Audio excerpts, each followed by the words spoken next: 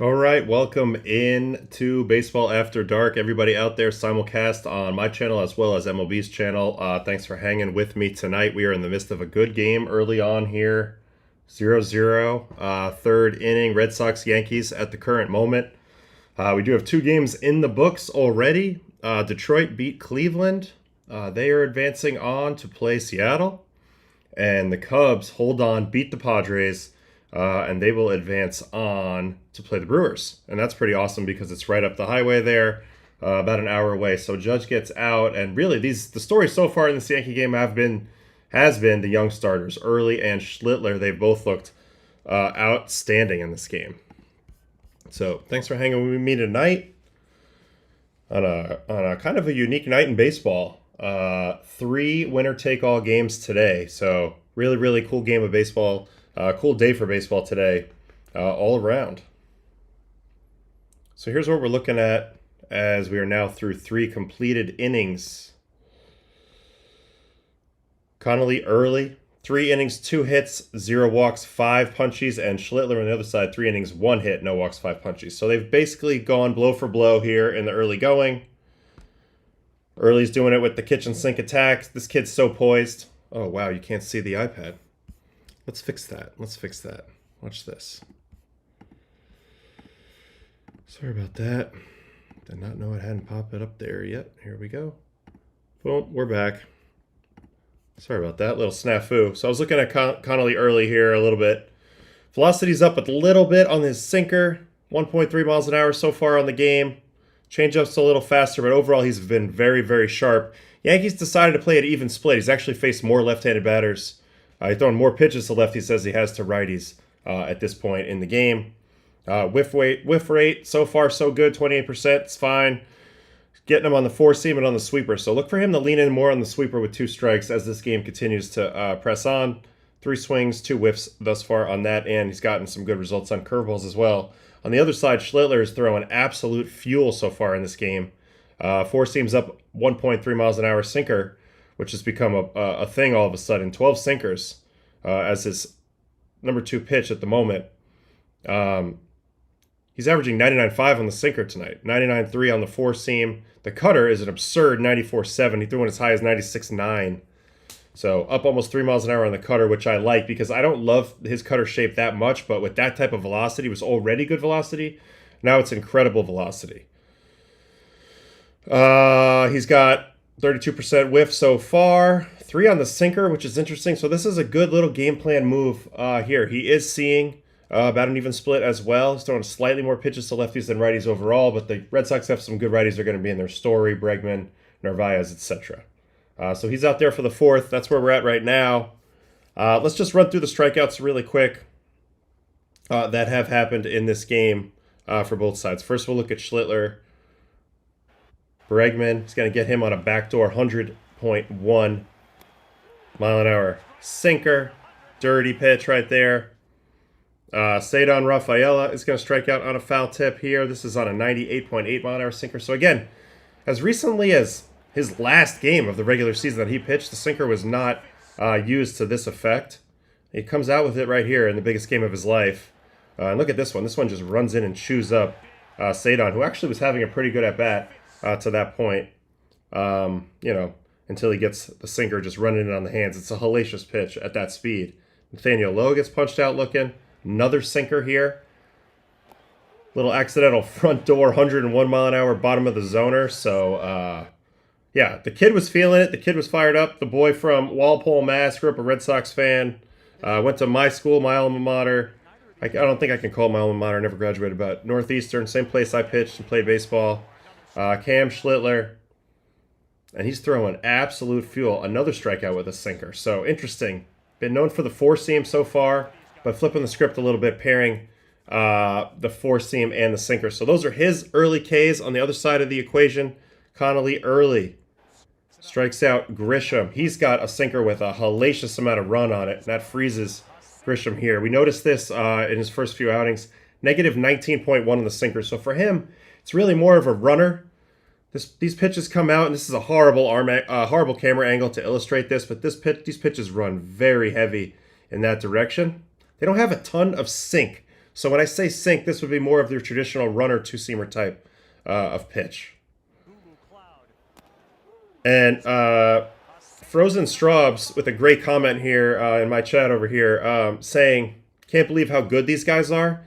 You know, it's true, man. Let's take a step back and realize this is only Connolly Early's 5th Major League appearance, 5th start.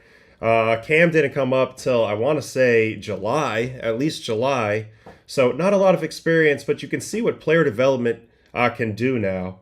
And when some teams click with the right type of athlete, they can really level up their game really, really fast. And that's what happened in the case of both of these guys. And we'll get into that as we continue to watch this game. Early also punches out Ben Rice with the sweeper here. He's nowhere near that. And this is when the Yankees had Stanton on second and no outs. He's able to pitch out of that, no problem. Punches out Jazz looking here on a sinker. Again, negative 21 almost. Backdoor. That's a perfect pitch. This is literally a perfect pitch. And Connolly Early is such an impressive dude. I talked about it a little bit earlier. I listened to him talk on the Baseball Isn't Boring podcast recently with my guy Rob Bradford. And you can't help but be impressed right away. West Point for 2 years, and it shows the preparation, just his mentality, well beyond his years. Very mature mentality, growth mentality, very impressive. So he's going to be a guy who's going to get information. He's going to run with it. He understands what opportunity he's got right now, being around the coaches and the other players he's around. He's soaking that information in, and he's got aptitude to be able to actually apply it. And you're seeing it here. Backdoor sinkers, painting on the black. These are really brave pitches to make, but he's doing it, and he's doing it right away. So here's Volpe. He's gonna get the treatment on a curveball. So you see, he's getting them with all different types of pitches as well. He's got good breaking stuff. He's got a kick change in here as well. He's got sneaky good velocity. It's a flowy left-handed delivery. And here's the last K. It's another sweeper here to Wellesley. Just freezes him. So again, you know, another thing that should be mentioned in this game, really for both of these guys, but especially for Early, is there's zero familiarity with him. Red Sox have seen Schlittler once, I believe, maybe twice. I think once. And Early, the Yankees have clearly never seen before. This is only his 5th game. He pitched against the Rays.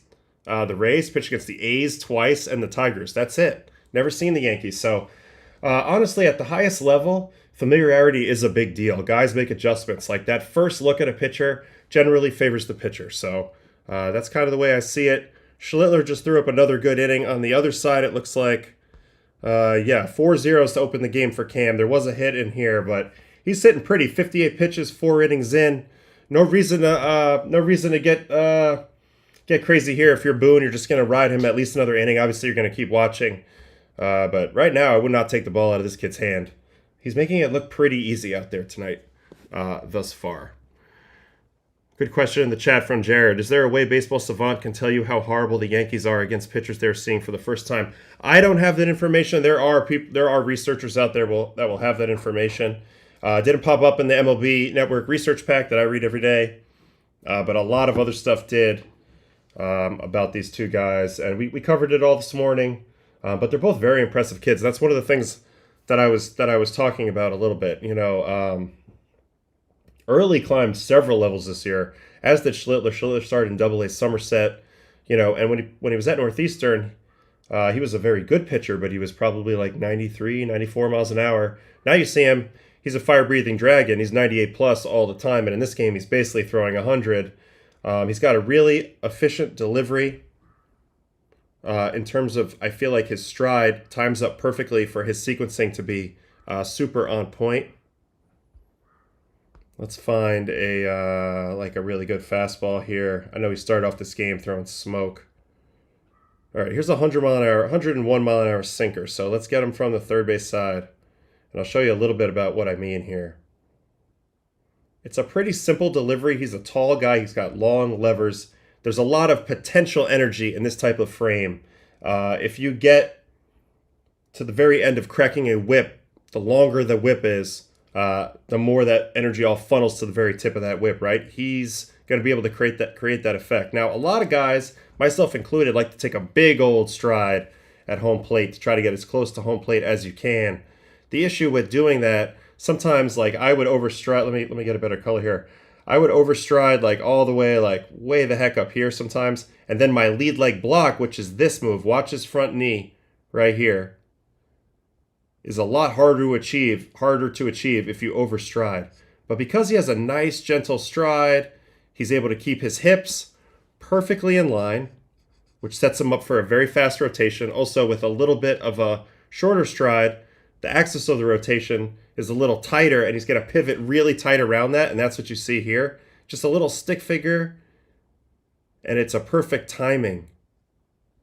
The lead leg lands, and the whole rotation's about to take place. He's all pulled back in scap retraction, and then it's just kaboom over the top, leverages that long whip-like lever arm that he has. So that's what Cam does from a delivery standpoint.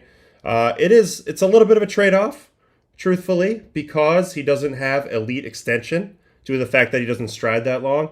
You would think a guy as big as him would have elite extension. 6'2", kind of average extension, but nothing average about this velocity. He's averaging essentially 100 miles an hour, and the trade-off has been more than worth it. As he's leveled up his game and become, from kind of a mid-level prospect to a guy who's pitching against the Red Sox in Game 3 of a winner-take-all game. So very, very cool stuff for him. And then on the other side, Connolly Early is the type of guy who they've continued to just add mix onto his game. I'm going to pull up his pitch mix here because it's extensive. And this is one of the things that is so, to me stands out so much. I mean, obviously I've been watching baseball, playing baseball a really long time. But in the old days, like starters would come up and maybe they had 3, maybe 4 pitches. They had some version of a fastball, some version of a curveball, something in between, like a slider, maybe a changeup. But now, this guy comes up and he's throwing 6 distinct pitches. He's got 4-seam, 2-seam, kick changeup, which is these green pitches that allows him, with throwing this kicked grip, allows him to create depth on a pitch that as of 3 or 4 years ago, we just didn't know how to do it. If anybody did it, it was actually an accident. But now we actually understand how to do it, so he learned that on the fly. Then he's got a cutter, which is the yellows. The sweeper are the sand color ones, and then the curveballs are the blues. So he comes up with a little bit of everything, and that gives you a fighting chance against any team. Doesn't matter who they are. Plus, he's got velocity on top of it, and he throws with the lucky hand, the left hand. So he's doing a lot right just upon arrival, and on top of that, he's with a really smart organization. You layer on the mentality, and that's why the kid's ready for this spot. Now he's in a little bit of trouble live right now. There's a man on second. I believe Bellinger hit a double to lead off the standing, and now he's got Stanton. But if he gets hit, it's going to be because the Yankees are really good and maybe he makes a mistake or two. It's not going to be because he's rattled. He's already shown that in this game. So that's a little bit about these two pitchers. Let's go ahead and get in the chat for a minute here. I understand there's a lot of rambling going on there. We have 355 people in the Restream chat. Having a hard time seeing that chat right now over on MLB, but over on my channel we got a good chat going, so we're going to hang with that for now. Belly makes something out of nothing. That's what he did there.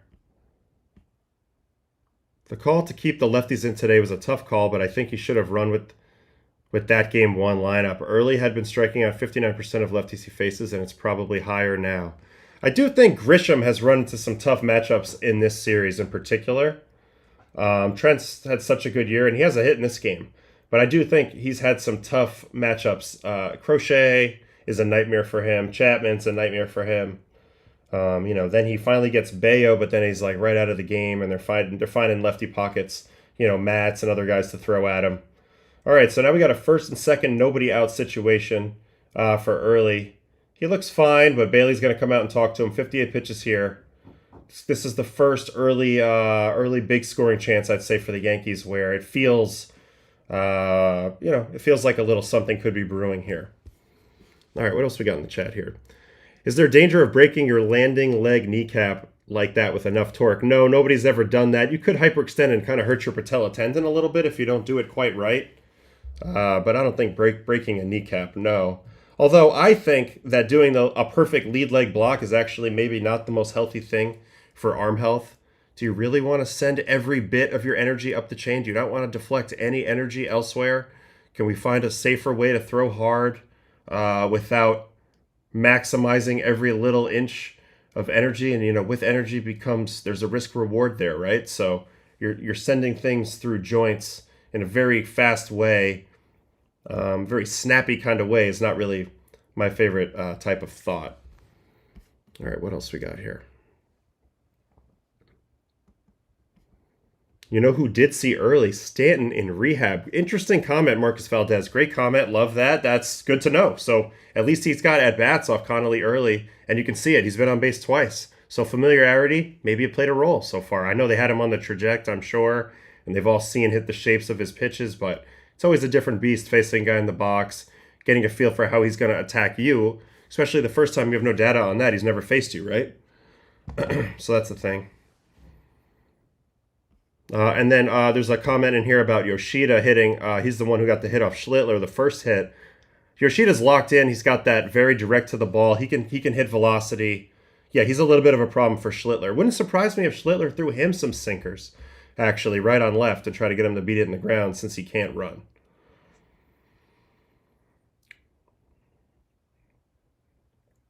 Cobra. Certainly over the years and even over the decades, there was quite a bit of chatter of pushing off the rubber. Certainly doesn't look like any pitcher does anything close to that.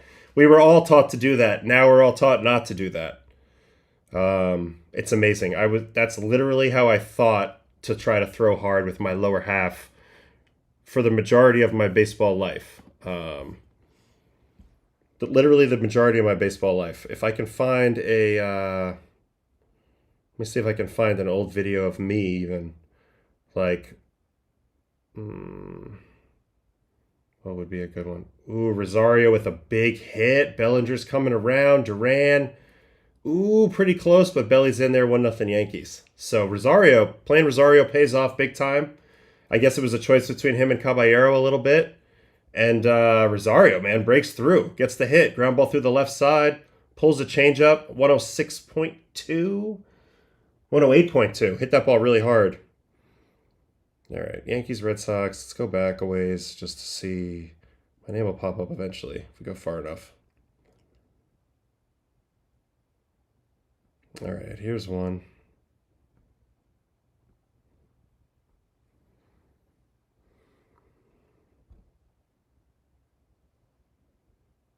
As it'll be the top of the Yankee order.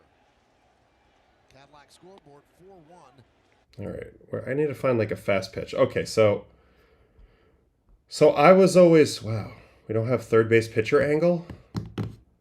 Ugh.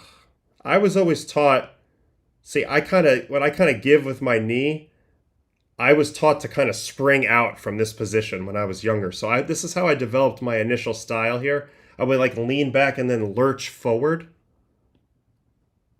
And I still did that to some degree in my career, and it's probably not what I tried to stop doing it at some point. Oh, Jazz Chisholm, base hit. Abreu comes up firing, and they actually don't score because they weren't sure if he was going to catch or not, and it's Stanton running. So bases loaded, 1 out. We're going to all check in on this in a second, but I used to try to lurch towards the mound a little bit. And, you know, this angle sucks, so let's find a more recent game. We'll go Mets, and let's just say Braves. Shoot, but it would be like the last game of 2024. I know I was in this game. All right. And I'm throwing poo balls in this game, but the point is still the same. As you come down, we were all taught to like really push off, but when you do that, it jams up your opportunity to transfer the energy properly, and for you to sequence up. You kind of jam yourself up. Top of that, I threw across my body. So when I was older in my career and I learned about how that doesn't really drive velocity, it's more about the type of like timing with my lead landing leg, then I would try to actively not push off and just get to my lead leg and then bring the noise after that. But very awkward feel when you've been taught to drive your whole life. So good question in the chat. That's kind of how I had to deal with it a little bit in my career. Just as a reference point, another big hit, and the Yankees are now having a huge inning here. They still only get 1 run, though. They're base to base, but things are happening. Volpe with a squirrely hit, 86 miles an hour. All right, let's go back to this game because this is where we're at right now. We're not going to get the broadcast view, but Stanton finds a way to work a walk here to lead off this inning. Up in a little check swing. And then Ben Rice goes down. But then, wait. I missed the Bellinger double. Here's the Bellinger double, sorry. Kind of stays through a sinker and bloops it. But just in a perfect spot. 77 off the bat. All three fielders converge. Nobody can get there. And those are two Gold Glove caliber outfielders as well. Good thing by Belly here. He never breaks stride. He runs the whole way. Gets himself all the way to second with a double. Then Stanton walks. So they're in business. Rice strikes out. Here's the Rosario hit. It's a changeup. And he stays through it. Pulls it through the hole. Here's the hit. Story tries to get there, can't stop it. And here comes Bellinger around. That's how the Yankees got the first run. Second run comes on Jazz. Here's the two pitches. Four-seam, swing and miss.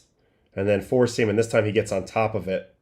So completely shifts his swing there. Very nice job by Jazz. He was under this first fastball. This is a good adjustment. Gets on top of that. A little bit of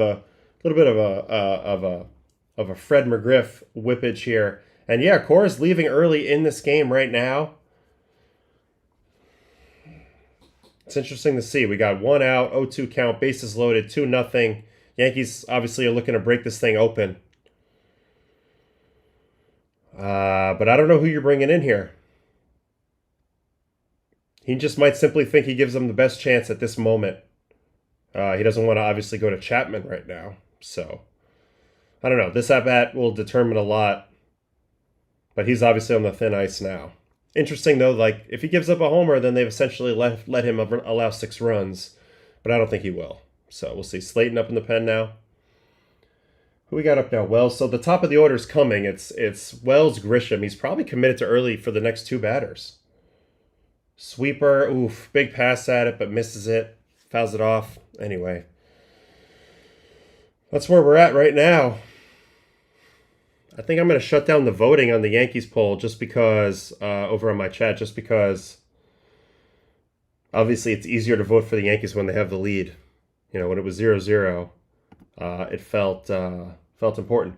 Who's coming in next? I think it's going to be Slayton, probably for Judge, or it's going to be a righty for Judge. I think they might be committed to early for the rest. Thanks for the question, MLB.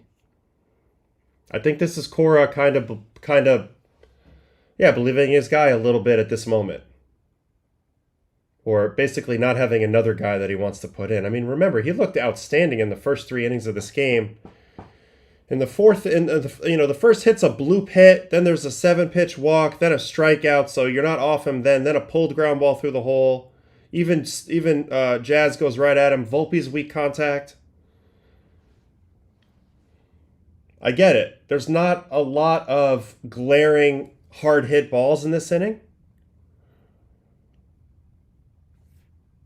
But the Yankees are doing a great job, which is, what you're trying to do. You're trying to make it tough. It doesn't have to be pretty. We'll look more on the broadcast view when this inning's over, and we can really get into it. But is this catcher's interference right now that they're calling? Alex looks like he wants to just dig a hole for a second here. Oh, they're reviewing it. Oh, here we go. Oh, I don't see it. I don't see it. You guys see it? Was it a lace? I don't see it. You guys see it? I don't see it. Well, no, I think it's a foul ball. Foul tip, no interference. Yeah, I don't see it. All right, good. I hate to see that. There's been a couple really bad ones this year, catcher's interferences, that have been really tough. I really want to cover these other games as well. I think we're obligated to do that. I know we're in the middle of this inning, so you guys keep me. No,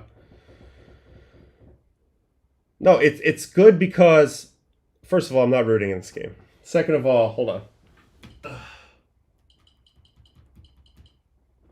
Catcher's interference is just, in my opinion, a ridiculous rule. The pitcher normally beats the hitter so bad that he swings that late and hits the catcher's mitt. I know the catcher shouldn't be all up in his grill, but as a pitcher, I hate it. I'm getting punished. I'm getting punished for being good. So, it bothers me. I know we got to get me a ring, but listen, you're not going to get it by begging.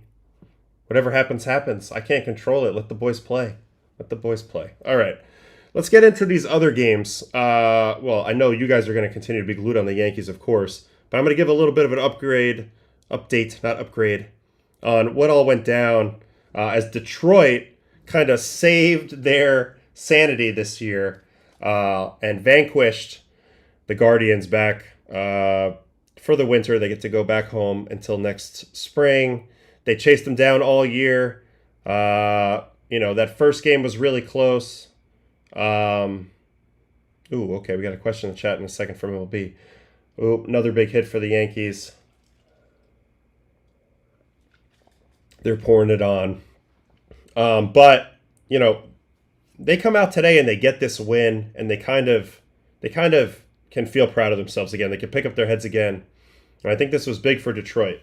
Now they kind of have their mojo back, maybe. They played a good series. Schoolboy, arguably the best pitcher in the world.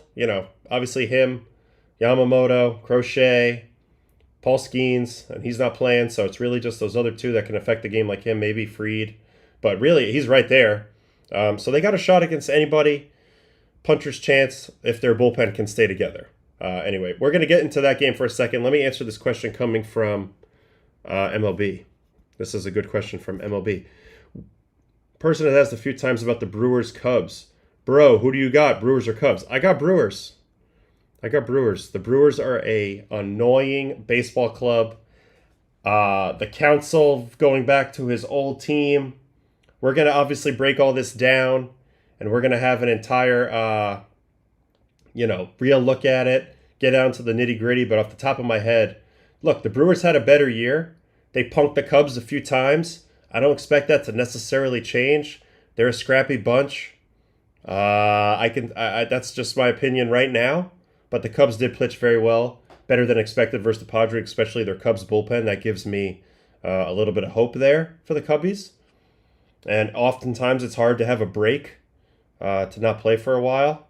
So, yep, here we go. Here comes Alex Cora. I told you he was committed through Grisham.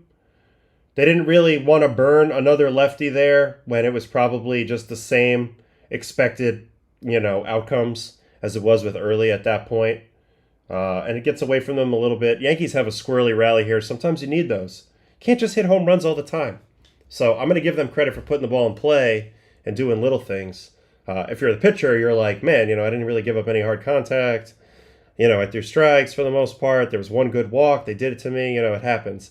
But in this moment, the result is all that matters. And the Yankees are in a good spot, 4-0 up early in this game with Schlittler. Now he's sitting a long time. But if he has a good fifth inning, he is officially rolling. So we'll see. All right, let's get back to... Let me just check something for a second.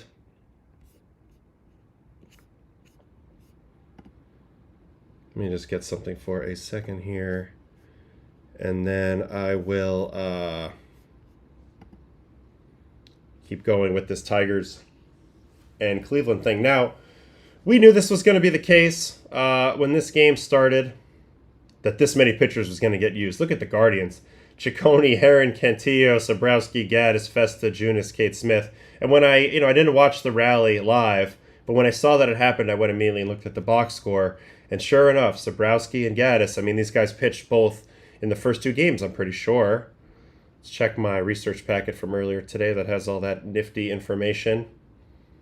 Sobrowski was had pitched back-to-back games, had Gaddis, and Gaddis was at 39 pitches over the course of the first 2 days. So he had a pretty big workload, and it made sense. I was like, okay, they got overexposed a little bit and or tired, who knows. So that makes sense. Cantillo's a starter, so he kind of had to come in and do a job that he wasn't accustomed to doing today. He ends up getting beat a little bit with a big home run. That came from Mr. Dylan Dingler, the go-ahead home run. So here's Slayton in the game.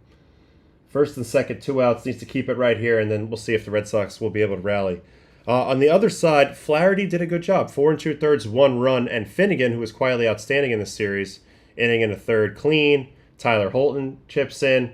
Judge just got hit, I think, in the hand.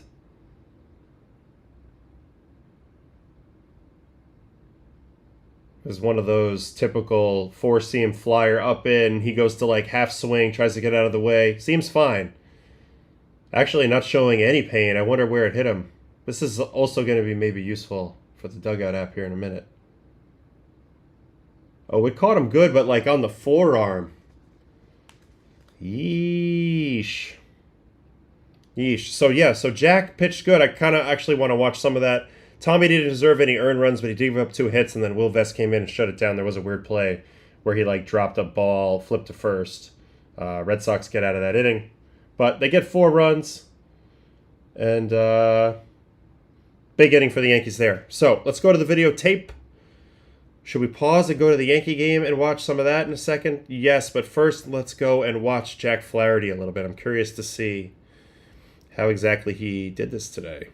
When I watched it, it looked like he stayed away from a lot of guys. Had really good outer half command, I would have said, when I was watching it live. But let's see if that holds up. Jack Flaherty, Stephen Kwan, fly out on a slider. He's got the 2-headed breaking ball. This has always been his game. There's a slider, there's a curveball, there's a 4-seam. He's a big kind of lull you to sleep with the slow delivery. Ball kind of gets on you. Was that a Warner Wolf reference? A little bit. It's just kind of ingrained in you when you're from this area. Warner Wolf. Let's go to the videotape. Ground ball to third, McKinstry. That was on a backdoor knuckle curve. So he does that a little bit, a lot of times. Not a little bit, a lot of times. A lot of bit, a little times. He throws like a medium speed pitch backed up with a slower pitch, or vice versa. Even though they're both breaking balls, they're different speeds. It's tough to figure out. They have a similar spin rate.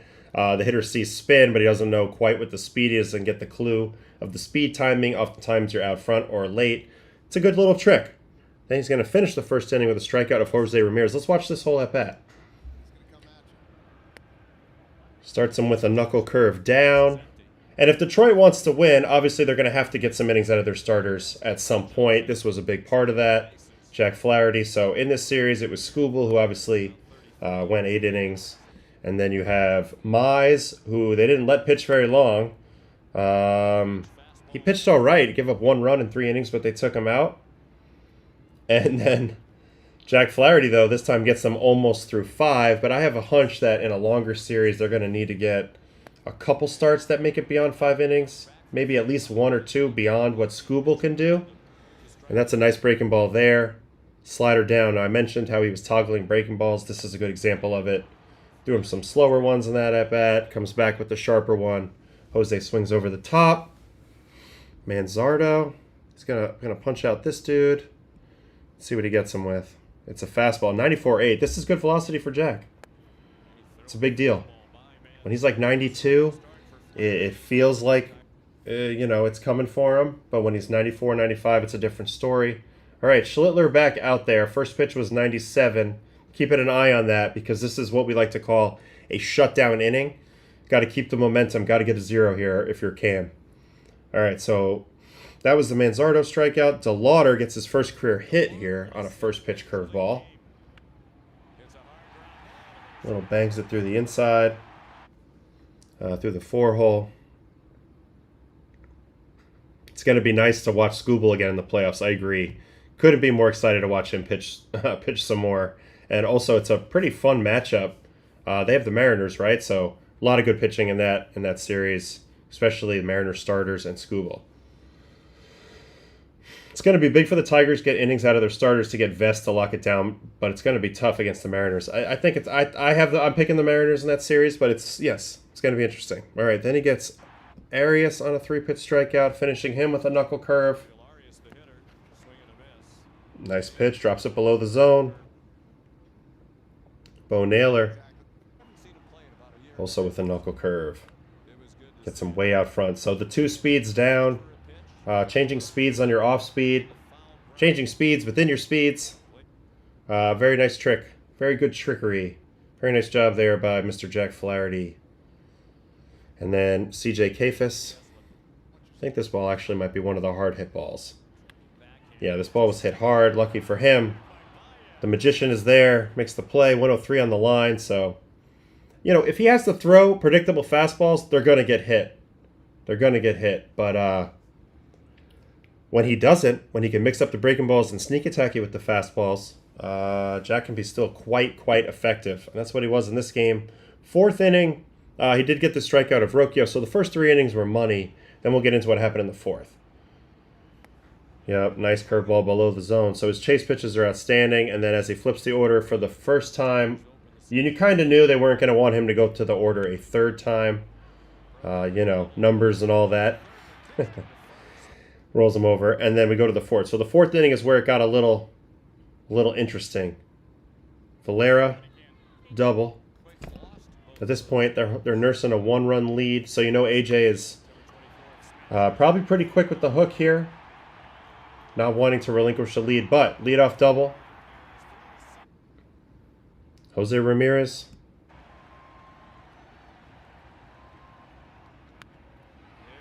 Doing Jose Ramirez stuff. Slaps it into right. Scores the run. Game is now tied. Then he walks Manzardo. So this was where it was like, I actually thought the hook would be this quick. Like he could be rolling, and then this quick, everything could shift. But it didn't. He stuck with him, and he gets this double play out of DeLauder. Let's watch this whole at bat, because this was a key double play. Change up way over the top. And now if there's one thing that DeLauder's shown in his early at-bats is this kid swings. Gets him to roll over, hits it right to Javi. Perfect play. Double play, that's what he needed out of the fourth. And that allows him to at least start the fifth, where he goes fly out. Shadow's helping him a little bit here. Gets Arias, gets in on the barrel on Arias. That's an easy fly out. Bo Naylor. See, 95-6 though. Emptying the tank, doing a good job here. Really came out sharp in this game. And you notice he pretty much just pitches away the whole time. He's not somebody who pitches in very often. But he's very good at throwing away. His fastball plays, stays true out there on the corners. It's a very nice effect. So he walks Kafis. He comes out of that game. Finnegan comes in, does a great job, pitches us through the fifth and the sixth. And then they were off to the races. And Will Vest, once again, showing that he is now the go-to guy officially. And imagine if the Tigers win the World Series, Will Vest's going to throw like 16 innings for this team or something like that. So he does a good job and does his thing. Schlittler still hanging in here overall. Has a runner on, but pouring in strikes all day long. That's what you got to do when you have a 4-run lead. I mentioned the concept of the shutdown inning. It's very important. Now, on the other side for Cleveland, we mentioned it. We all knew there was going to be a pretty quick hook here. Ciccone came out looking great, in my opinion, early in the game. Then I kind of took my eye off the ball, and in the third inning, he was out of there in a flash. So Vogt was even quicker than AJ to the hook in this game. Meadows singles, Torres singles. He gets him out of there. Goes right to Heron, double, and this is how the first run was scored. So a very early pitching change here, but Voter as well, he's going to use his bullpen. That's what he does. This was also pretty bad fielding here overall by the Guardians. What do you got on this play? This was an awkward play, huh? Gotta watch the high home. Yeah, ball just kind of handcuffs the first baseman there. And then they drop it over there. It doesn't cost them another run, but yeesh. Then he gets, actually very clutch here. Pop out, strikeout. But where it got bad later, as I mentioned, was, Cantillo gets clipped as well for this Dylan Dingler homer. But it gets bad. It gets worse after this. This was just one run. Dingler, big time swing here. 104-1 at 32 for the lead. Pretty sure I read that he went to Ohio State too, which is crazy. Doing it to his state. Anyway, Sabrowski, this is where I got in trouble. There was a big rally here. Javi Baez, who had a sneaky, really, he's been hot at the very end of the year. He was an all-star this year, and then it kind of all fell apart again. But now he's back playing really good ball at a big, important time for the Tigers, saving their season. He hit the shit out of this ball. 108.5 at 20. home run in most ballparks. Obviously, they have the big old wall out there. So that got the rally started. Parker Meadows. But overall, big picture thoughts on this series. It's just like, you know, Tigers, if they're going to win moving forward, obviously they're going to need to win every time Skubal pitches, and then they're going to need to have to piece it together other than that. And they are searching. They're looking under couch cushions. They're doing whatever they can, looking for some offense. And today, they were able to put together a good rally against probably an overexposed and tired Hunter Gaddis. And here's where they break it open. 3 straight hits here with 1 out in the 7th. Slider just doesn't get to a good location there. Punches it into right. Torkelson. See where this location is. Goes up and gets it, though. So really good anticipation at the plate there. And then Riley Green. He's going to get a changeup. So some aggressive Tiger hitting here. Oof. Some good swings, too, here. He really rides this pitch out. This is nicely done. Check out how he rides this out in front. Yeah. That's good hitting. You're on fastball timing, but the changeup's high enough where you can reach it. And if you just extend a mundo, look at that extension. Boom. Flips it into right. Really, really nice. Really, really nice. 0-2 count. Duran up. Schlittler pitching 2 on, 2 out, 4-0 still. 77 pitches for Cam. Yankees bullpen is quiet. So we're still rolling. So that's where they kind of took over the game. Cleveland tried to play catch up after that. It didn't really matter. Ball game over. And Detroit, who most people did not think were going to win this series, they step up big. They win it. They're able to kind of redeem themselves from the collapse. Oof. Wait a minute. Did they say he swung at that? He gets out of it. I didn't get a good look at that. But now, because we've covered now Detroit and Cleveland, it is a good time to jump back over and look back at this Yankees-Red Sox game in progress. Oh, yeah, Duran swung. He swung. Can Canley still be effective for Detroit? I actually thought they should have used him more in Game 2 in the lefty pocket, but they're going to need him. But I don't think he's super high up in the trust tree right now with AJ at the moment. Yeah, definitely a swing. I saw it. All right, so like I said, we're through now 5. Man, Schlittler, 5 innings, 4 hits, no walks, 8 strikeouts. He's having a very notable performance. This is a outstanding game and a big game. Early ends up going 3 2/3, 6 hits. Kind of all falls apart for him in this inning. We're going to watch it. We'll watch every pitch of this inning because we need to get the full appreciation for this Yankee rally. And just kind of everything that took place here. Cody Bellinger leads it off. Uses that runny two-seam in. Doubles up.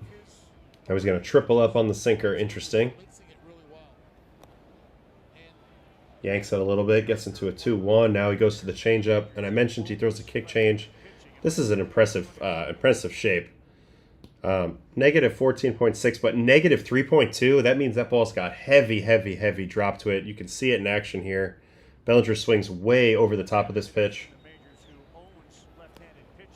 Just a fantastic pitch. And really, like, sinker, changeup, left on left. Bellinger's been hitting left on left a long time in his career, and most of the time it's, four seams, cutters, sliders, curveballs, things like that. Sinker, changeup. This is a relatively new thing. Executed beautifully there by Early. So he gets the 2-2. And now comes the breaking ball. Now you throw something going the other way. Unfortunately for him, he overcooks it. Belly doesn't give. Now we're in a 3-2 sitch. Goes to that sinker. Gets the desired effect. Breaks the bat. I have to say, though, I think this might be on Romy here. What happened here? Ball's in the air an awfully long time. Abreu's coming flying in, as is Cedon. Cedon was playing nowhere near this ball. And so was Abreu. They were both way out there. Romy's back on it, but stops running now.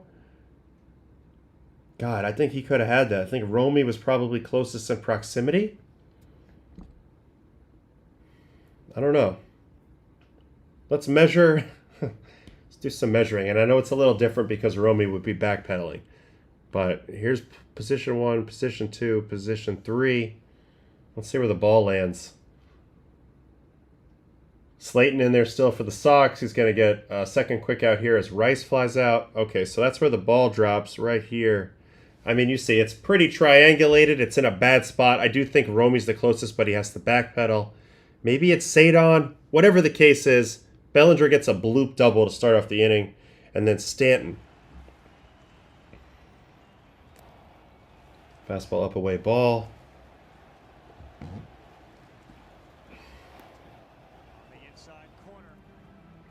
Fastball called strike in. Stanton had doubled the first at-bat versus early, and now he's doing that very intimidating thing where he's taking pitches and not leaving the batter's box, which I think is fantastic. And also, that pitch is right down the middle. He should have clobbered that. Doesn't. 2-2. Change up. Good take. Now, Early has gone for the kill a few times in 2-2 counts early in this inning, and both times he's missed by too much. The misses haven't been competitive enough. This changeup ends up way over here. If this ball's over here, Big G swings. That's the margin. Doesn't quite hit it. Falls behind the count. Here's another changeup. See, he swings at it. This one was a little closer to the box. He is able to barely hit it and stay alive, though. Nice job by Stanton there. And then 3-2. Here comes the four-seam. Really tough take. But honestly, if you're the pitcher, it's a pretty good pitch. You know, you didn't miss by much. You have the open base, first and second. I don't have a problem with the way Connolly threw to these first two batters. Third batter, Ben Rice. This is a 3-pitch strikeout. So we're trying to investigate a little bit of what Alex is watching as well. Sinker in, strike. Honey Badger early got BABIP to death. 182 expected BA again. See, that's what my eye was saying too. I hadn't gone to the numbers yet. But I'm not seeing a whole lot of bad pitching here. I've seen he didn't execute in a critical moment twice to get the chase when he had him set up. But other than that, he's been very competitive. And I mean, here's a 3-pitch strikeout. So then we'll go to Rosario. Rosario. Change up this at bat. It's a good miss. Just misses. Second pitch. Not a terrible pitch.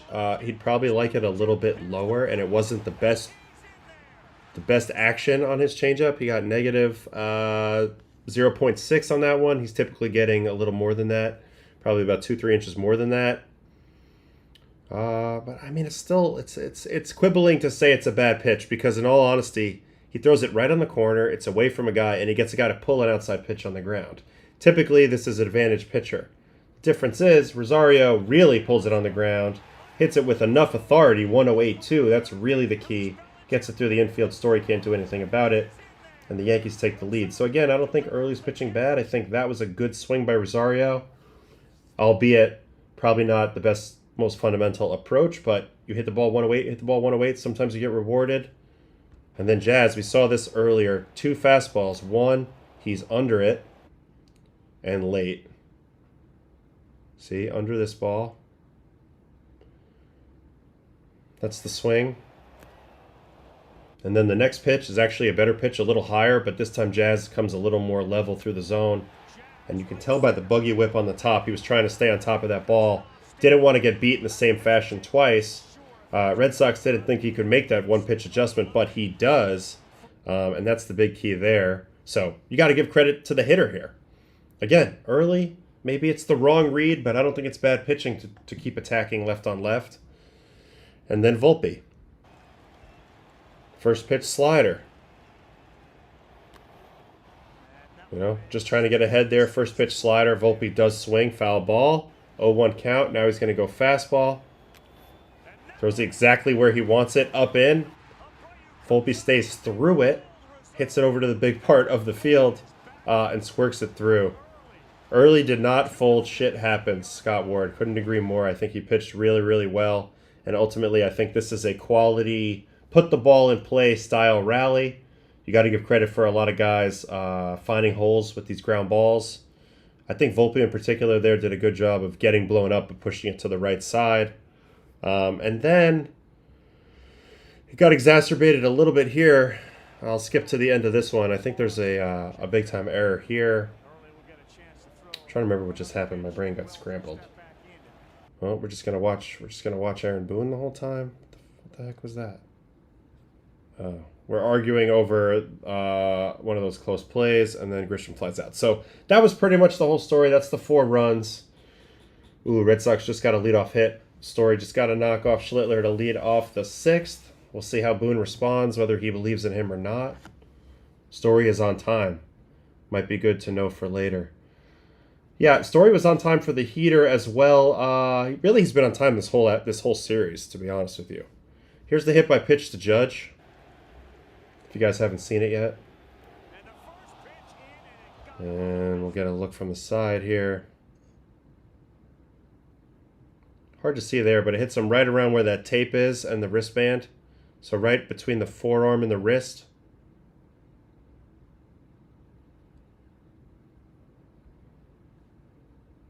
Ooh, really good play by Jazz just now. Incredible play, actually. Yeah, so it just catches him, but, you know, no bonage, so he's good. And yeah, that's where we're at. Still 4-0. Yankees had that big, very grindy rally. Nothing to hang your head about if you're Connolly early. 1 walk, 6 strikeouts. Overall, the process was really good. Didn't get what he wanted. That's baseball. Also, this play that just happened was an outstanding play all around. Volpe with a great pick from Jazz. Outstanding. All right, so let's see where we're at in this game with everything. Schlittler's at 5 1/3, 5 hits, 8 strikeouts, still no walks. It's in the 81st pitch. I think Slayton's probably done on the Red Sox side. They'll probably have another guy coming in fresh after him. And then Cam looks like he's at least clean through this inning, and then there'll be a tough choice after that as he approaches 100 pitches. But he's in the middle of the order right now. Like, if he gets Yoshida and Rafaela out, he's got the bottom of the order right in front of him. I think they'll let him go. Potentially. I mean, he's thrown that well in this game. He really has. He's come out throwing absolute smoke. See how the velocity's held up. Yeah, I mean, it's up even higher. He's averaging 99.2 on the 4-seam and 99.2 on the sinker right now in this game. Just punches out Yoshida. 9th strikeout tonight. This is actually a legendary rookie performance. This is super freaking cool, man. This is a moment for him. And then he just overwhelmed Yoshida with gas up top. About face-high fastball that he couldn't resist. So sometimes you just play bully ball. Yeah, Scott, Yoshida sees him. He did see him before, but this time he got him a little over anxious up top. So Fernando Cruz is warming. He is the fireman role, so he would have been the guy to come in. You know, maybe another hit here, 2 hits here if they decide to pull the plug. But after that, I fully expect you're going to see Devin Williams, you're going to see Bednar. If it's a clean 7th, I think it'll still be Schlittler with Cruz backing him up. Red Sox starting to press. Yeah, it's only natural being a little aggressive in this spot. The whiffs, man, he's done such a good job with his fastballs. You know, in a world now where everybody's so off-speed heavy, using fastball a little bit, Schlittler's kind of bucking that. He's thrown 60, 70, he's thrown like a lot of fastballs. Where's my math? He's thrown 70 fastballs. So, that's what he's doing. It's interesting to watch. He's got Rafaela in a 2-1 count. So now he's throwing sinkers. Yeah, he's using both fastballs. This is an interesting Cam. He's really, really gotten better as he's gone on. How many whiffs? He's got 12 whiffs in 42 swings, 29% whiff, which is good, but not anything out of this world. But I think part of it is he's also getting really weak contact. They're averaging 86 miles an hour exit velocity off of him at this moment. 10 strikeouts. and 12 whiffs only. So he's getting some looking strikeouts. Yep, there's one. Rafaela up top, 99, Cheese, and he's rolling. You got to let him pitch the 7th. You got to hope to go him. You got to get another inning out of him. He's going to have the bottom of the order. So I think that's the move for me. All right. Let's take a break on that. I think, I might have to do a whole watching video on Cam Schlittler at some point about this game. If this game holds up, that might be my assignment tonight when I sign off, if I still have some bandwidth. Because he is pitching out freaking standing in this game. Okay, so now we got to talk Cubs-Padres for a moment. This was a fascinating game, and, the Cub bullpen really held up. We all thought that the Padre bullpen was the superior unit. It may still be, but in this game, the Cubs unit stood tall, and they have had a ton of relief pitchers this year. They've gone through, so many different guys, the Merriweathers, Presley, they had like Tyson Miller at the beginning of the year. I mean, just like a million dudes. And then today, the combination of Jameson Tyion, who starts this game, goes 4 innings, 2 hits, no walks, 4 strikeouts. I thought he was going to keep going, but he was outstanding for 60 pitches for the Cubs today. Gets some 12 outs. Thielbar, Palencia, who's now a multi-inning bridge guy and doing a great job doing that. Pomeranz, clean as usual. Keller, some weird shit happened with Keller at the end of his outing, but he did get 4 outs, and then Kittredge comes on. Cool, hanging out. Slinging 97 gets the job done. On the other side, interesting how they managed it. Mason Miller did not appear in this game, which makes me think that he was a maybe. He was a only if we're winning situation. We're not going to chase the game with Mason Miller. Instead, they chased it in a weird fashion. Yu Darvish came out of this game very fast with no outs in the second. Estrada came in, did his thing. There was a couple huge plays in this game that we can get into right away in the early going here. Cubs and Padres. The Padres, for a while here, I was thinking if they come back in this game, it's going to be because of some of these Houdini acts that they had early in the game that kind of saved them runs. So here's the situation when Estrada comes in. It's 1 run in, bases loaded, no outs, and it proceeds to make it worse after Dansby slaps an unbelievable at-bat on him. He actually got ahead of him like 0-2 in this at-bat, ends up walking in a run. So now it's 2-0, but then he's able to go strikeout of Shaw with a beautiful fastball. He gets the chase on, and then Michael Busch. And this was massive. Like, if they came back to win, this was going to be almost why. A rise to Bogarts, back to Estrada. Massive double play that kind of kept him in it. But lost in that, obviously, was that the Cubs really got to Darvish. He was not really a factor in this game, and they get an early 2-0 lead. Now, after that, they kept trying to protect it. So they just kept switching pitchers. Michael King came in. People were wondering, what's Kinger's role going to be? Is he going to throw multi-inning? Instead, they have him pitch 1 inning. He does end up punching out the side, though. PCA. So this is the last time we'll see Michael King throw, probably in a Padre uniform. He's going to be a free agent. I still think he's going to get paid a lot of money. He's shown top tier stuff the last few years when healthy. So I still think he's going to do great. He looked great in this game. Punching out the side in his only inning.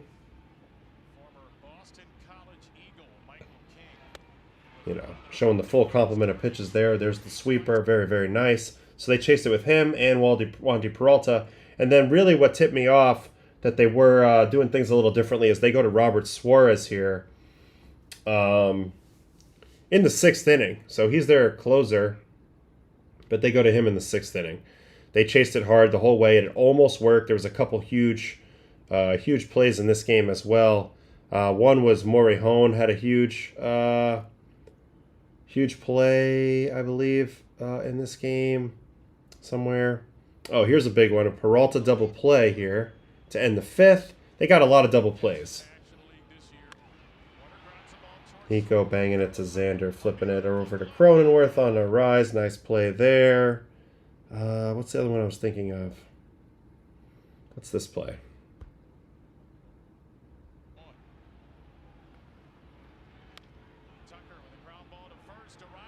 Oh, yeah, Rise hoses the guy at the plate. Like, they had some good defense to stay in it. But at the end of the day, the story was the Cubs pitching. Cubs pitching gets it done. PCA, had a big hit in this game as well. This was in that first rally here. This got the first run. Bases loaded, no outs. PCA finally gets the job done. They were playing kind of deep here, in my opinion. Maybe a little too deep on Jackson, for Jackson Merrill.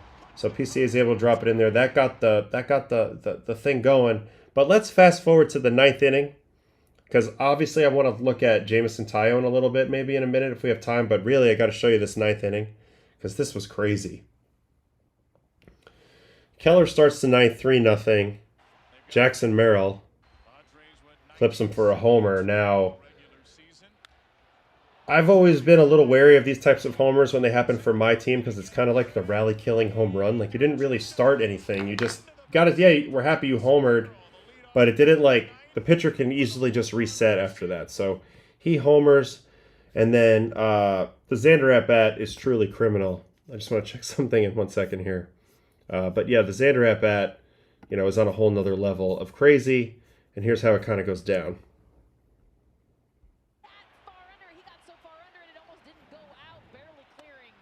Fastball down. Man, crazy play in the Yankee game right now. So it gets a little bit, like, where's this pitch? This pitch is pretty borderline. Gets the call, though. I think it's touching, so it is a strike. But there were some close calls in this situation. Gets the 2-1. Could have easily been 3-0 here. Now it is 3-1, so it could have been a 4-pitch walk. Instead, they stay alive. On 3-1, Keller throws a ball very borderline on the corner, and then the egregious one is this one. And this really, truly changed the game. This pitch is a ball down. Gets the punch out. Honestly, it's a pretty easy call. This ball's not really close. This is a really bad call. And it really hurt the Padres. They would have had a man on with no outs, and that was important because then Keller just started losing the strike zone. 4 pitches, nowhere near O'Hearn. Well, watch. He ends up... So watch these 2 hit-by pitches. First, he hits O'Hearn with a fastball. This is a bizarre hit-by pitch that came out of literally nowhere. Hits him right in the thigh. Then, he completely loses it and hits Bryce Johnson on a bounce pitch. So, Keller, all of a sudden, Counsell was like, I don't know what just happened. He had to get him out of there.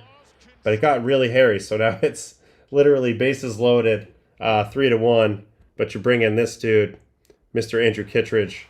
And let's see how he goes about it. Not bases loaded, I should say. First and second. Watch how he goes about it. Just slings it. 97-3. He seems like he's going to throw about 50 miles an hour. And then it just comes out hot. Sinker, sinker, sinker. Another sinker. Gets the rollover. This was a big play. Ends up being out. In real time, I thought he was going to be safe. When they showed it, he was out. Shaw does a good job here sticking with it and kind of whipping it out at the last second.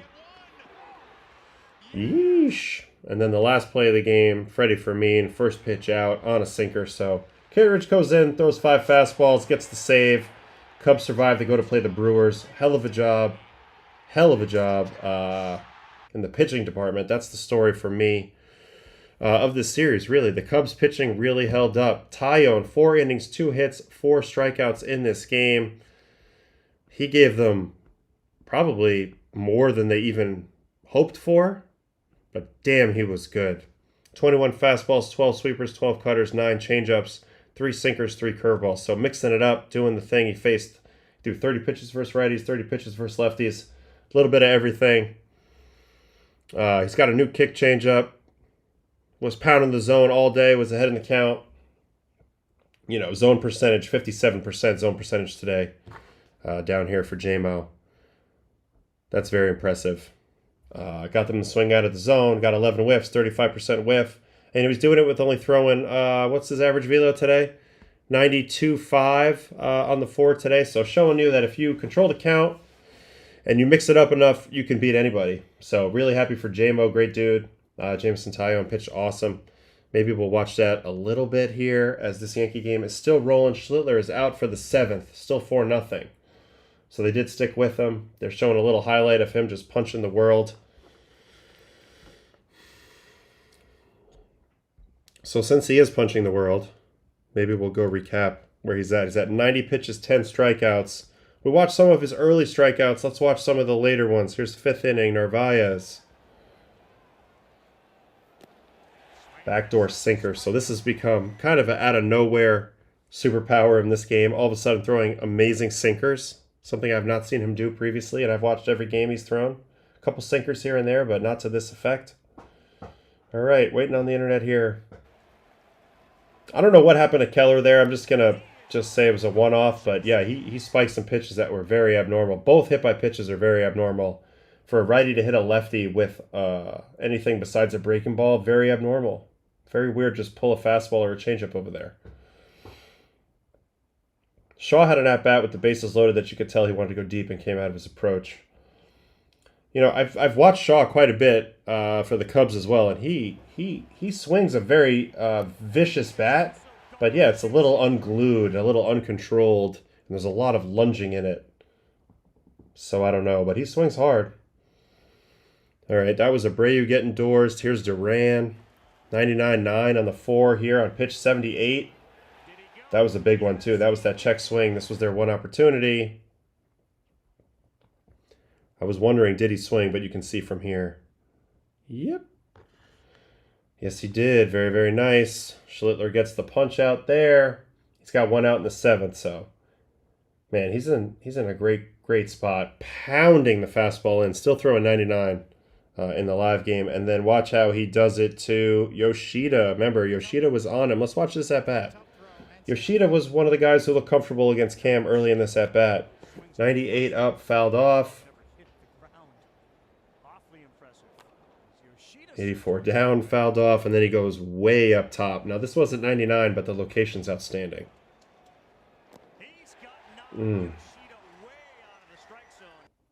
Really good pitch. Elevator ball, headed straight up.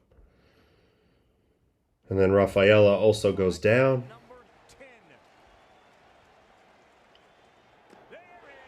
99. How does Cam get him to swing at the high pitch? I think he gets him mostly to swing at the high pitch. Let's see what happened in this at-bat. But in general, Yoshida is expecting him to throw him high fastballs. That's where his pitch plays. So that's why he gets a fire at this pitch up in the zone here. So that's first off, like on a very basic level, it's understood that Cam wants to throw high fastballs. That's a weapon for him. His four seam up in the zone. So Yoshida's already dialed in eyes wise to the top of the zone. Then on top of that, so he swings at this first one, he's under it. But then on top of that, okay, so he's under it, which means he's a little late, which means now he's got to start up a little. Now he's got to start a little bit earlier to catch up to that heater. That makes your swing decision slightly worse, right? Because you're deciding a little earlier than you need to, but then you layer in the fact that he also throws this curveball. That curveball here pops kind of in the upper part of the zone. You see, it's still probably about belt high, maybe a touch above before coming down. So now that he's aware of a curveball break, he's also got to worry about pitches that start above the zone that drop into the zone, because obviously his curveball is capable of doing that. That's when the third pitch comes, and you lay a couple of factors on top of each other, and you get a chase here. He's already aware of up. He sees the curveball that could potentially start up and still be a strike, so he's got him in swing mode. He's already sped up a little bit because he knows he has to speed up to hit his fastball. And then also, this is absolute cheese with really good conviction. And sometimes your brain just goes swing, and you go, oh, crap, I swang. That's what happened here. So I guess that's my long-winded way to say that Cam kind of bullied him there. And that's why it's cool to throw so fast. 2 outs in this inning now. Got a fly out and a pop out. Cam's at 98 pitches and a 2-1 count to Abreu. I think even he can sense that this is going to be it for him, so he's trying to put the finishing touches on a sick outing. The Yankee Stadium crowd's on their feet. This is definitely the best game in the history of a Northeastern pitcher. Most significant, best, all that. So really cool to watch. Really, really cool to watch.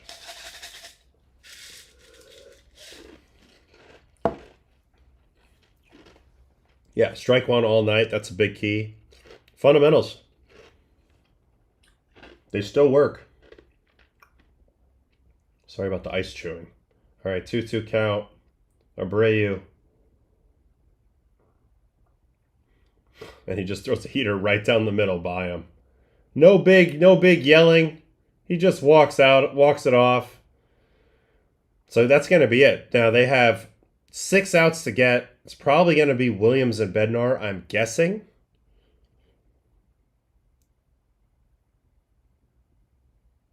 He just goes right down to the tunnel. They're maybe thinking about rolling him back. I don't know. 100 pitches on the dot, 70 strikes. 70% strikes is fantastic. So I think he's done. Huge game from Cam. Thanks, MLB. MLB, you got any more questions in the chat over there? I know I can't see their chat right now, but I'd love to chime in a little bit if you have anything. Man, this is a legendary game from Cam Schlittler. I didn't see a handshake either. So I don't know. This could go either way. We'll see. I mean, damn. What a performance. Holy schmolies. This was the last pitch right here to Abreu. You know what? Let's just watch this whole at-bat. Looks like the velocity is down a little bit, but I mean, shit. This is faster than I ever threw, so let me be down and throw a 97. Curveball. Pretty good for a Boston guy. He throws wicked hard. Look at that cutter, though. 94.5. Like, this is like a pretty good pitch to hit in a lot of ways. But 94.5 makes that thing play up nice. And then 98.6 on the 4-seam. Oof. Just, that's right down the middle. That's just a challenge heater. You cannot hit my fastball. My stuff's better than you. I'm just better than you, bro. Nice try.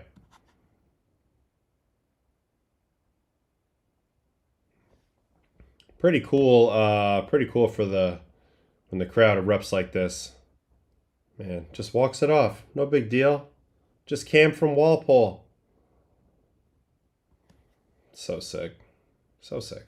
Awesome job. So he's at 7 innings, 5 hits, no walks, 11 strikeouts. Sheesh. Doing it. Doing it. Big time.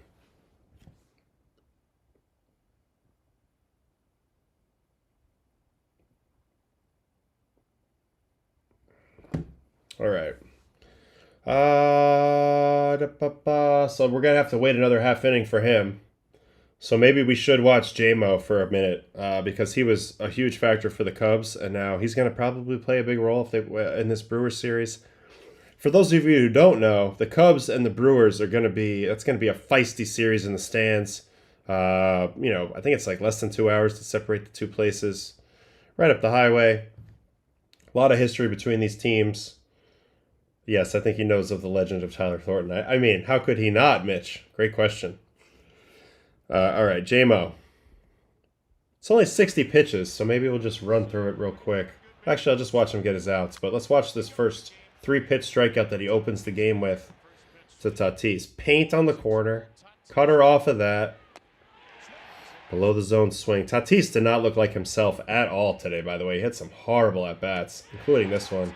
Nowhere near that. So a very standard fast, medium, slow combination here. Fastball, medium speed cutter, slow speed sweeper.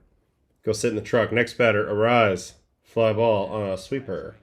And that's what you're doing when you're facing Arise. You're trying to get him to hit a fly ball. He's probably not going to hit a home run. Fly ball's beautiful contact versus Arise if you're on the mound. And no different here. Pops it out. 2 outs. Machado, you're just trying to figure it out pitch to pitch because he's so good. But you'll take an Adam ball. And there's that man, PCA, the #1 center fielder in the game defensively. I'm trying to see what Boone's saying here. Going back out. Oh, he's going back out, I think. PCA is just on this. And this is the thing. By the time the camera flips, he's always in full stride. When I did my video watching him play outfield, it's really impressive to watch. Watch the quickness of the jump here. Choo, choo, choo, choo, choo, choo. Makes it look so easy, so freaking good. Yeah, Cam's going back out. I was just watching that too, guys. That's amazing. He's going out for the 8th. This is dope. Then second inning, he punches out Jackson Merrill looking on a cutter. Just showcasing his command here. That's a little ice cream paint job down and away, backdoor. Sick with it. Xander Bogaerts going to fly out on a fastball. You know, and Jameson has pretty good ride at times on the fastball. This one's 16.6 inches of a deuce vertical break at 93. Xander's under it, can of corn. Now here's a single. On a changeup, he has also become a kick change adopter. It has improved his results quite a bit since doing it. But there's a hit there for Ryan O'Hearn. And then he finishes the second with a strikeout of Sheets. Here's that changeup again. Perfect location. Look at this thing. Start in the zone height, right around. Why do I have an eraser? Don't need an eraser. Boop, boop, boop. We need that. Right around, you know, this heightish, right? And then look at it dive. Pew. So that's the drop. That's the effect. That's late movement. Fantastic.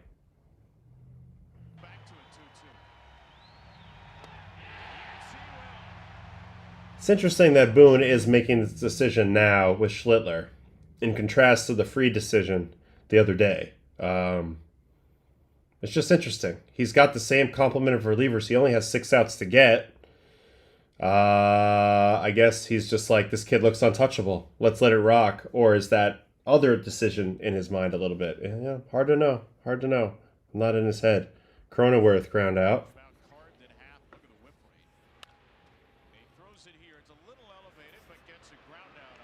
I would love to watch Andrew Jones on StatCast. Outfield plays. He was ridiculous. You live and you learn. He's learned. Sweeper ground out there, gets the rollover. Oh yeah, Swanson's unbelievable on defense. He's my number one defender for kids to watch. Here's another 3-pitch strikeout of Tatis. Now I mentioned earlier Tatis looked out of whack. Just watch this at bat. It's another 3-pitch strikeout, non-competitive at bat in a winner-take-all game. What's going on? Tatis destroys fastballs. That's 92. And then look at the chase. It's not even close. Tatis, what happened, my brother? You're having a tough go in this game. That was a big factor. He did nothing. And then 4th inning, Arise.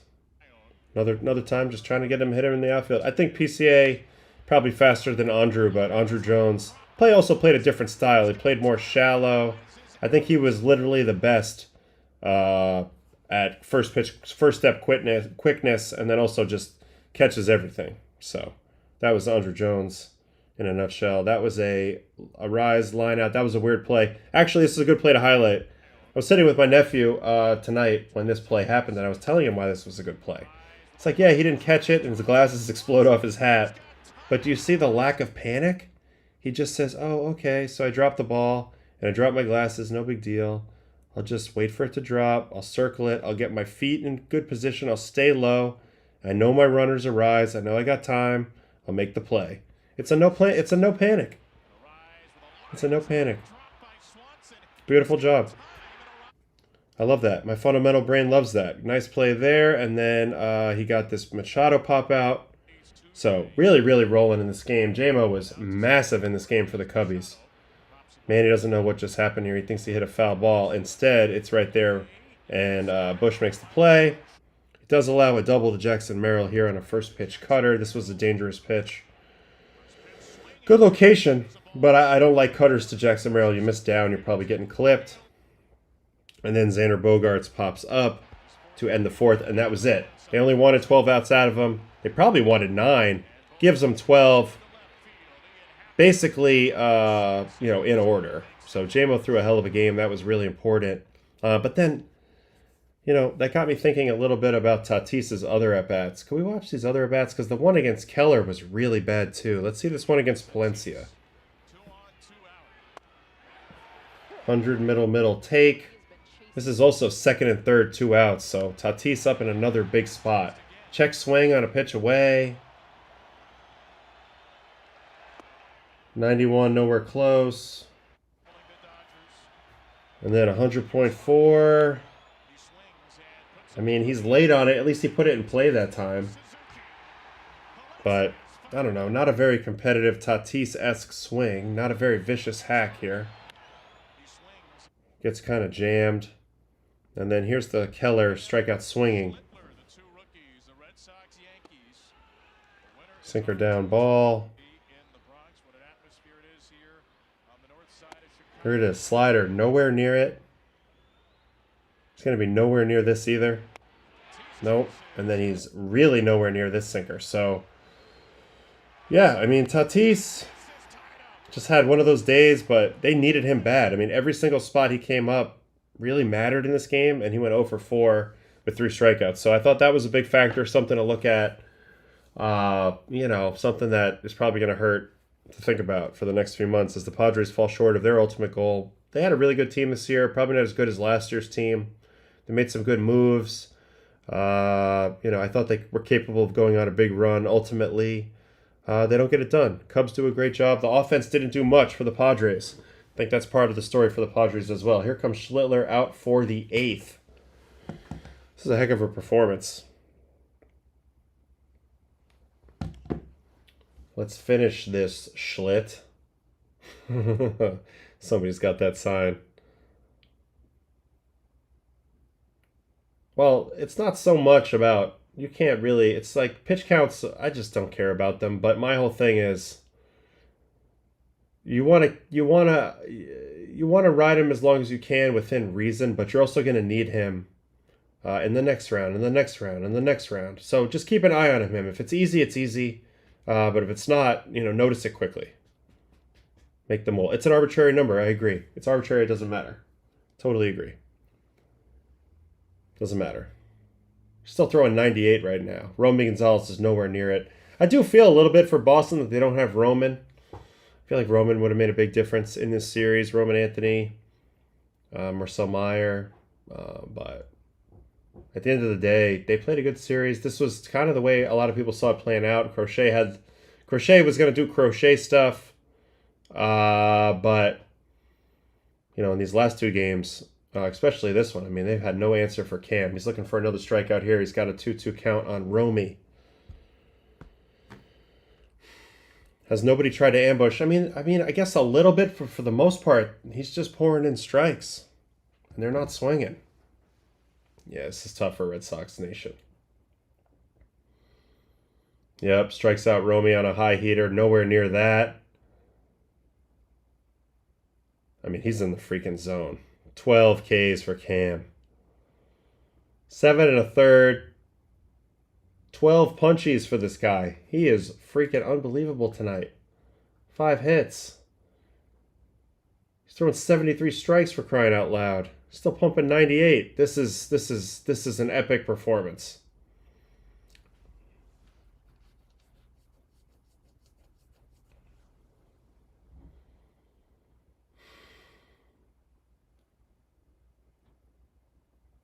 Ooh, he needs a first pitch out here if he wants to go the whole way. Oh, McMahon! Oh my God, McMahon just flipped into the dugout. Oh, but he seems fine, and he caught it. Holy cow, what a play. Man, what a player. What a play. And he flipped hard into the Red Sox dugout. Holy cow.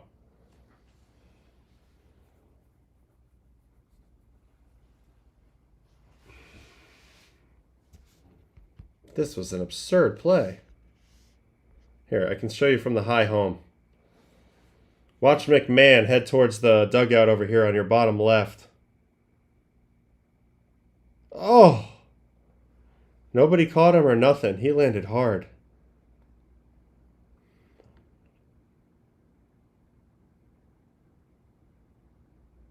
I don't think anybody thought he was going to come over the top. But man, check out the immediate reaction by everybody. Everybody starts running over there. All the Yankee players, Boone's out of the dugout. Trainer now. Timmy the Tooth right here. My guy Tim. Tim Lentich, Yankee trainer. I could just tell that's him with the towel. Pops out of the dugout. Says, he's fine. He'll go. He's fine. But dude, let's watch this again. Oh, Cam just gets through that inning. 8 innings. Oh, that's it. Booney told him that's it. Hell of a game. Hell of a freaking game. 8 innings, no freaking runs against the Red Sox in a winner-take-all game. Are you kidding me? Unbelievable baseball game for this kid. So sick.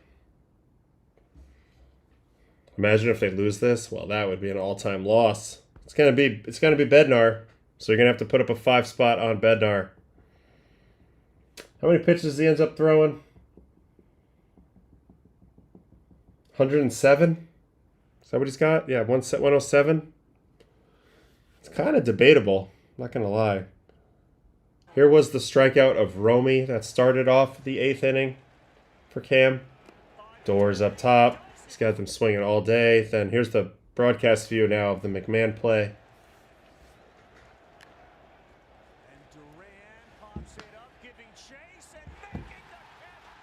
No, Weissert, of all people, catches him. Man, it's funny because I know all these people in this situation.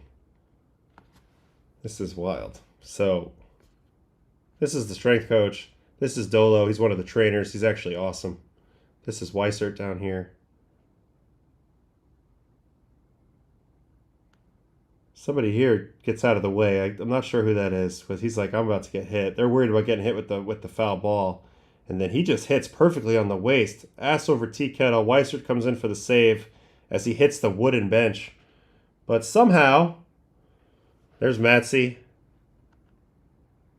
A couple other dudes over here looking like, what the heck is going on? Somehow he just pops up and he's like, I don't belong in this dugout. I'm getting out of here. Bellinger's like, whoa, bro. Nice catch, bro. Look at that. Oh. Anyway, nice play. And they are 3 outs away from advancing and facing whom? The Toronto Blue Jays. Let's not get too far ahead, but they need 3 more outs. But they are sitting pretty thanks to Cam Schlittler. 8 innings, 5 hits, no walks, 12 strikeouts.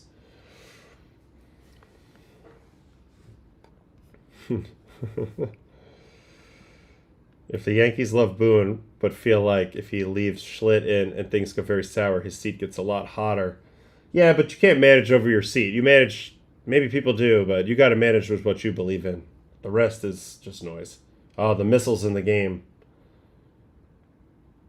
Pours in a strike.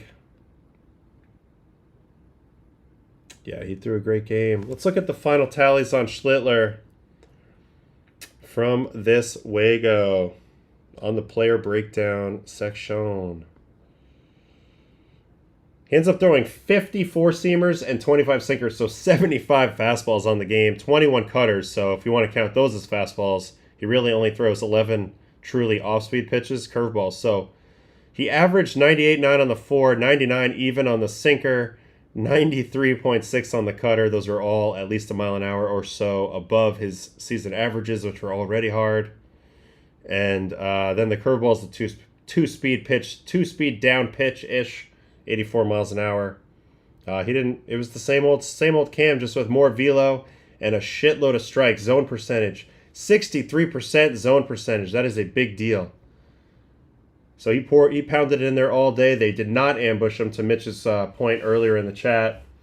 They did not ambush enough. And even if they did, his stuff was electric tonight. I don't know if they would have came up with much. They hit 19 foul balls. 19 foul balls, and then whiff-wise, 18 whiffs and 54 swings, 33%, very good. Only an 84.3 average exit velocity tonight. The cutter was chewing people up in particular, 68.6 on the cutter.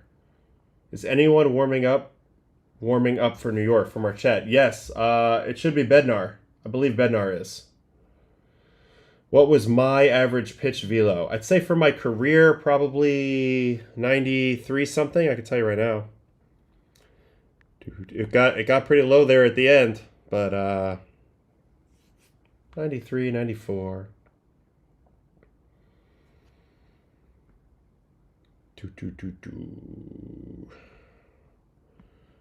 All right, show more seasons. So we'll just look at, I guess, sinkers that we want to look at, four-seamers, whatever. So let's go way back in time. 2012, 93.8. No, 2010, 93.8. 2012, 94.7. 2013, arm kind of wasn't feeling as good, 92. Then came back strong, 2014, 94.9. At the time was a career high. Then blew that away. 2015, 96.4 on the sinker, 96.5 on the four seam. Blew my elbow out subsequently. Are they connected? Absolutely. Sinker, 94.5 in 2016. Four seam, 94.5 in 2017. 2018, career year, 94.1, 93.8. So even with a little bit less velocity, this is when I was at my best. Into 2019, 93.7, 93.9, 2020, 93.4 on the sinker. 2021 popped back up again, 95.5 on the four, 94.6 on the sinker. Then 2022, 94.2 on the sinker, 94.8 on the four seam, and then it really started to fall off. 92.5 in 2023, 2024, 92.1, and last year 92.3. So there's your answer to that question. Average pitch velocity as a Rocky. That I don't know. But I threw pretty hard at times, but you know, not like this guy, Cam Schlittler. He probably averaged as high as my fastest pitches ever today. So there you have it. Have you seen that Trevor May has a series of him trying to throw 100 again? Yeah, I love that. T May's the man. He'll actually be joining me on Monday on Baseball and Coffee in the morning, and we're gonna chat a little bit about the division series matchups. That'll be on the off day there, I believe. So we'll see. Spectre, did not having Roman Anthony hurt the Red Sox? I think a lot. He's a really, really good hitter, controls the zone well, changes the dynamic of their lineup.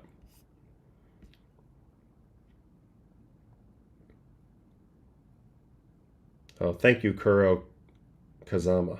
Appreciate your chat and everything you've been saying.